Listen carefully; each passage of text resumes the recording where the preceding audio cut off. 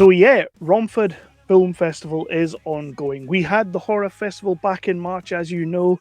I unfortunately can't be there this week, next week even. So I'm doing this. I'm jumping on and I'm doing remote things, and that's fine, I guess. I do wish I was at the bar though. But Romford Film Festival kicking off on Friday the 24th of May through to Tuesday the 29th of May. And one of the short movies you're going to get a chance to see at the festival is one that we're going to talk about right now with the director Karl Stetler. It's being shown Sunday, the 26th of May, in the 9:30 to 11:30 slot over on Screen 8. Because we've got like 10 different screens this year, apparently, which is mad. I'm quite glad I'm not there. Karl, how are you tonight? I am great. How are you doing? I mean, I'm good. I'm good. I get to watch all these movies. We watch like hundreds and hundreds of movies that we have to like try and narrow down. And I've not had to for about a week now because we've selected, which is just amazing. So I'm good, man. Yeah, that's a tough part of the process. There's so many good films out there these days. Yeah, and the quality just seems to be getting better. And again, I alluded quite quickly before we started recording there. I couldn't wait to talk to you about Disconnected because the quality of your shot, yeah, it's definitely up there. But first of all, one of the things that I don't usually get to do when I am doing a Q&A on the stage when I'm at the festival is we don't really get to dive too deep. So I do have one question that I would like to put out there. It's a question I don't always get to ask, but tell us a little bit about yourself, a little bit about your background and how you came into filmmaking. Yeah. So I actually did not go to film school. I didn't even really have film on my radar until after college. I'd majored in economics of all things, Nice. mainly just to graduate on time, and then because I loved economics. Um, but yeah, so I for me, I did pick up one piece of the puzzle of why I love filmmaking in college, which was I had watched of all things Cowboy Bebop for the first time, Nice. and I just loved that film. I was kind of struggling with a couple things in college, and I ended up watching like literally 1 through 26 just like in a row, and then just by the time it was done, just like it was such an emotional uh, feeling. Like I just really connected with just that series and those characters and the arc, and it just like really hit home in a way that I didn't even quite realize what that was at the time. And then later after college, I was kind of like the special projects guy at a company, so I learned to like code for make their new website because it was very expensive to hire a company at that time, or negotiate shipping, like just random stuff. And like one of the things was, can you make this tutorial video about our product and make a profit with it? And I was like, yeah, sure, like I'll figure it out. And that was the second piece of the puzzle of there was a way in to try and tell stories that were impactful, and there's possibly a way to get paid doing that as well. So from there, I basically tested it out, like just teaching myself for the next 6 months. Decided to move out to Los Angeles and like just give it a shot, and just spent the next couple of years on YouTube, just trying things, shooting things, and just kind of figuring it out. And I think what I want audiences to take away from that is you don't need to have that classic story of like, I went to film school, I grew up with a camera in my hand, I was always shooting. It's like, no, you don't actually need it. It's a nice story, but my story is very different. You can still make your own story whenever you want to. I think it's a story as well that over the last 5 to 6 to 10 years, people are really starting to realize that. They're really starting to realize that, you know what, if you've got an iPhone in your pocket, you've probably got one of the best cameras out there. So just go out and shoot something. So it's great to hear you say that, and it's great to hear that that was your come up. So thank you for that. Yeah, definitely. Go if you feel passionate about it, like go experiment, go play, and if you have fun, then keep playing. It's all about play. It's all about play. So tell me a little bit. Even though you kind of taught yourself and you were learning via YouTube and whatnot, or that's, I mean, that's a bit flippant. You weren't just learning via YouTube. It's talent as well. But was there anybody in particular that was around that kind of was able to show you the ropes and you could lean on a little bit? A little. So when I moved out to Los Angeles, one of my friends from high school, he was living out in Los Angeles at the time, and he was a filmmaker, and I really looked up to him. He definitely took me under his wing, for that first year out there. So just kind of got to meet people and try and shoot things. And so I also, I didn't know what I wanted to do in film. Like, did I want to be a cinematographer or an editor or a producer? Which I didn't even know what a producer was when I moved out. I didn't know what they did. So it was just a great experience to get to dip my toe into a couple different things.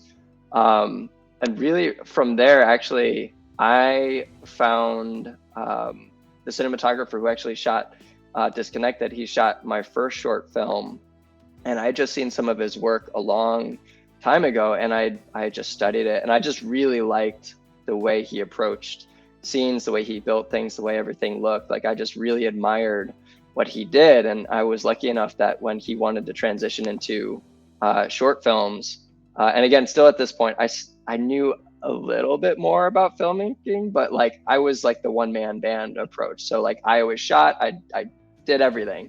And so he was gracious enough to come on board, shoot my first short film, and it was just such a amazing learning experience to be able to do that with him. And in hindsight, like, I look back to that shoot, I'm like, oh, he covered me a lot.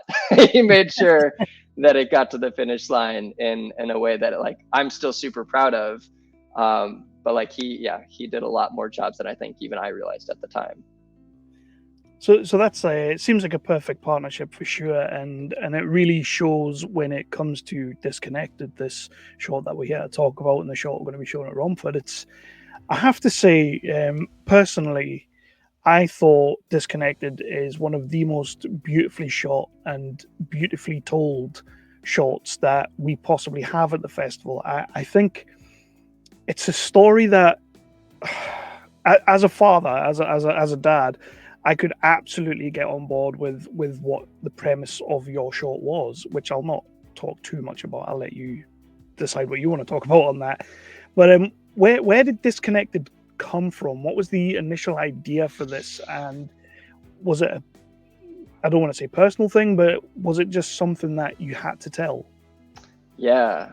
So I had the world of it in my mind for a long time. So probably the last 10 years or so, but I didn't know exactly what the story was until really only a couple of years ago.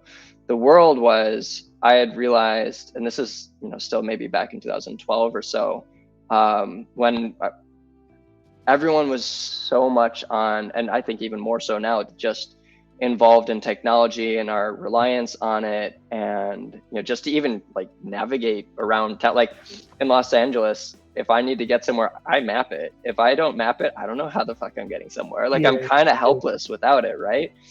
And we take our technology with us everywhere. So to me, and I love sci-fi and I love technology, so like really I was just thinking ahead to, where does this go?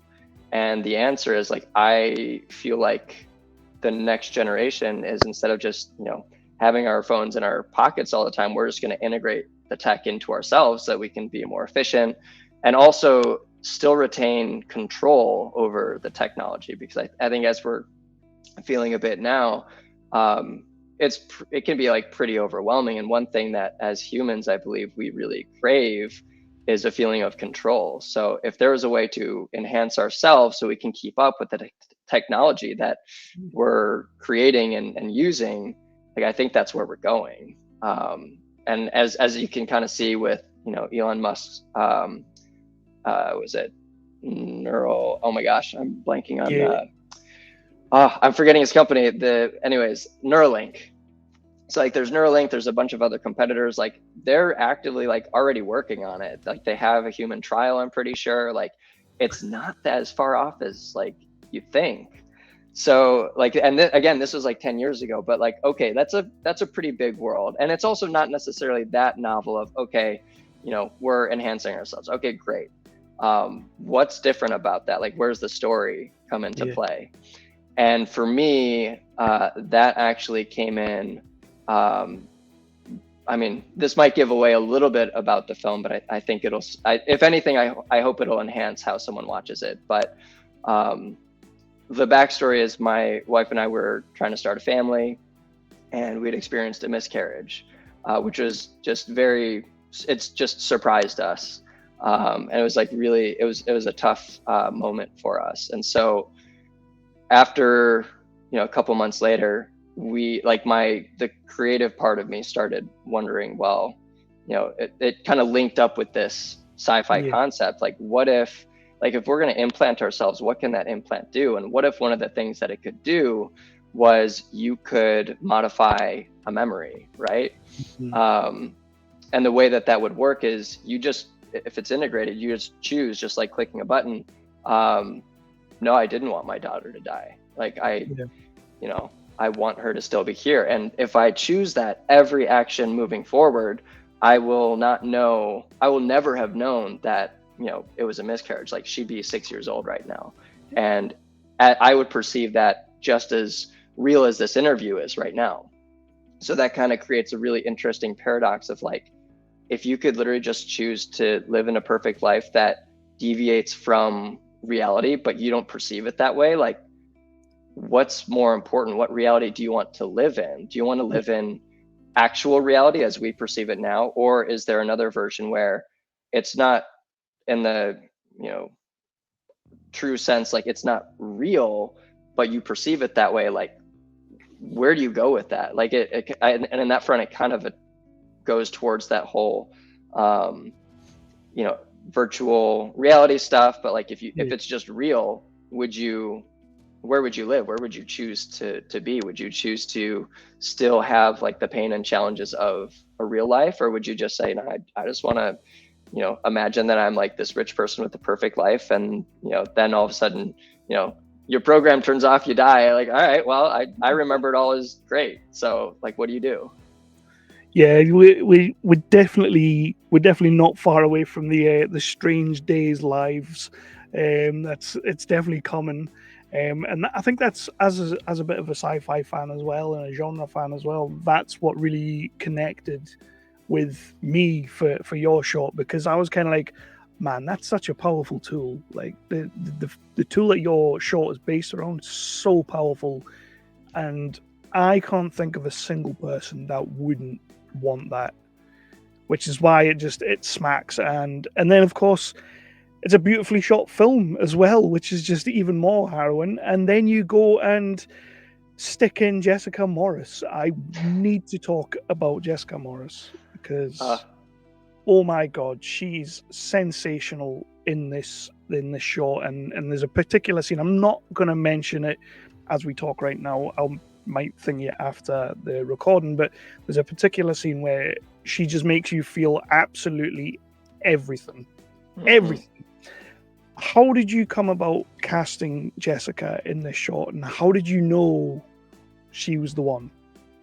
Yeah. Well, first, I was lucky enough to have casting director Paul Ruddy, who, again, he cast my first short film that the cinematographer Joe came on. So if like, you'll notice kind of a trend, like, my favorite thing is, like, through each project, like, like, the people that I love working with, like, I'll do everything I can to bring back, because that's like your real currency, I think, as a filmmaker, is finding the people who are really excellent at what they do, that you love working with, and bringing them back. So Paul Ruddy came back and helped. He knew Jessica, and she was gracious enough to audition for the role. And, like, I just immediately, like, even just from seeing, some of her other work, like, I was super excited to see what she would Mhm. bring to this. And the audition, I was just like, yes, she's got it. Like, I know I can put my faith in her to bring this to life, because especially when it's a short, that you're also producing and funding and all of that, like, Yeah. you're in a short that is so reliant on the lead to bring it to life. Like, you've got to trust that, for the months or years that you're going to be working on this film, that you can trust that actress and that actor to deliver. Because if they don't, like it all falls flat. It can look as nice or sound as nice or anything, but if you don't connect with the characters, like you're not going to have it. So yeah, I am incredibly lucky to have her on, and there's so many scenes in the film that I think are just quiet and Yeah. honestly would not work without such a talented actor. Even the opening shot is just like, it's a very simple shot, but the layers that she brings to it are what make it come alive, honestly. Oh, she's wonderful. I really really rated her in this show. I thought, wow, just what a performance, and it's a hard performance. So casting's critical, Yeah, you know. yeah. And so we only get to spend was it 7, 8, 9 minutes in this show, like 6.5. 6.5. 6.5. See, I was giving you more. You just Yeah, didn't. You wanted me to stay there longer. Would sorry. you be interested in? You say you have like an idea of what the world is. Would you be Mm-hmm. interested in fully realizing this as a feature? Oh yeah. This was actually conceived as a proof of concept for a feature, but I also did want it to stand alone as a story that is layered, gives you a lot of questions and excites you to see like what else is there, like why why did it end the way that it ended, like how does the chip work, what else can it do. Like the hope is that you love the characters and you love the world and you say like, I want to see where this goes. So yeah, absolutely. Like I've been really working through like where do I want the feature to end. I think that's like the most important part for me.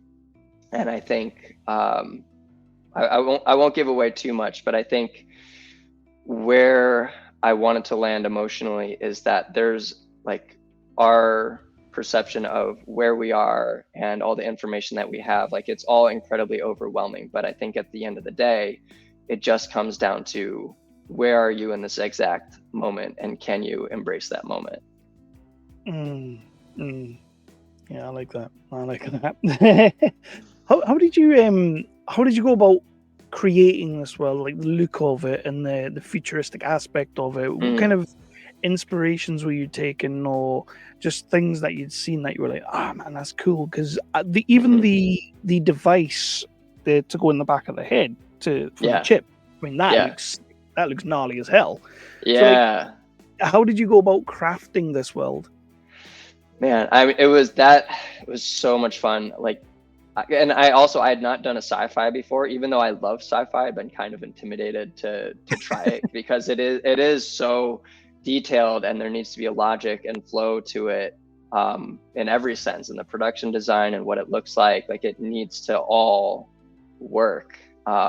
So I found someone who I thought had a really good aesthetic as a production designer and like understood what the vision was. And he did a great job of going out and finding, just some things that, you wouldn't necessarily think, oh, that would go together. But, like there's, not to give too much away, but there's like one sci-fi element that he like, one of the characters picks up off the ground, and he had taken a photo of that piece from like a prop shop, and he was like, what if we took this and the camping lighter that you have at home, and another idea was like that, so that thing that spins is actually like a portable camping lighter that like that's where you put the pot or stove on top of. We unscrewed that and just put it on a drill, and so just out of frame we're literally just having a drill make it spin. It's like just fun stuff like that, but really just trying to keep it grounded and gritty and like where we might actually be in like, just a couple decades. Like the theory was the chip itself is like, honestly, I kind of envision it as Apple, frankly. Like the simple, small, and elegant was what I wanted that to be. Like it's incredible. Like the more powerful it is, the smaller and simpler it looks. So all this other stuff that's around in the lab is big and bulky, and like it's like you took an older computer that like how everything's like so much bigger to require whatever power it was. So it's all this stuff just trying to battle this tiny chip. So that was kind of the theory. It's like big, old, kind of gritty stuff that you'd find in a junkyard that this guy had cobbled together from that world to try and combat this chip. I love it. And like I say, as a sci-fi fan as well, that just it absolutely ticks a lot of my boxes. And it's crazy how like you can take a couple of like modern day things that are just out there right now, and you can make it look so futuristic. And it's like, Yeah. are we really going to Man. progress that far? I mean, and the location, I will say too, did a lot of the lifting. Like Yeah. and I just, I don't know, maybe it's just because like I used to work at a manufacturing place, but like I just love that like industrial, gritty, like big machine kind of feel. And we had found this pipe bending place. That's like actually what they do is they bend pipes. So all this big machinery, these big set pieces, I just found there, and we're just like, great, we will use these pieces as like kind of set design elements, and really we're just bringing in a couple things to add on to this like brilliantly gritty palette that this this manufacturing place had organically. So because like again, we don't have the budget to design and make and build like a huge place, so we need effectively a sandbox that we can work with, and then we just have a couple elements to accent it and really bring it together. So but yeah, finding that location was also a big deal, because that enabled us to bring in just those couple select pieces, and they all just fit together. What kind of feedback have you had from Disconnected when it's been out there in the world and being shown to people, and what have you been hearing about it? What have people been coming back with? Yeah, I mean, I think to me the best thing I've heard is just that like people understood like the emotional like core behind it. Like there's a lot of layers that I put into it personally, and the hope is that it's one of those pieces you can go back and watch a couple times and you'll understand a little bit more, like what did this exactly mean, or how is the chip working.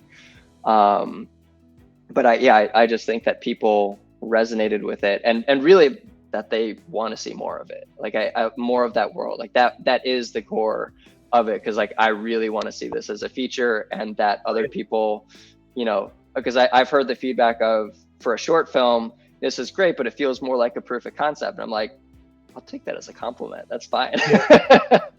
That's actually what it was. So. Yeah, it is what it was, but it has a story that's also contained and can be continued. So yeah.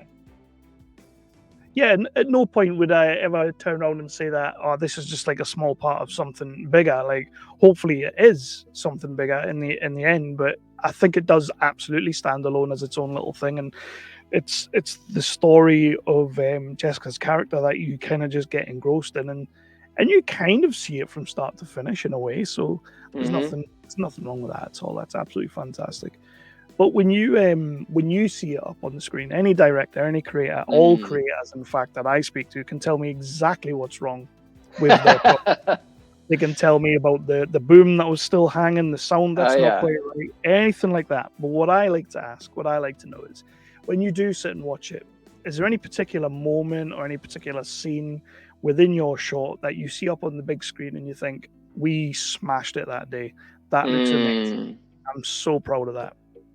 Yeah, I mean, honestly, it's so hard to pick even a single moment, because like I am just super proud of all of it, honestly. Like I love the stuff in the warehouse. I love the stuff in the house.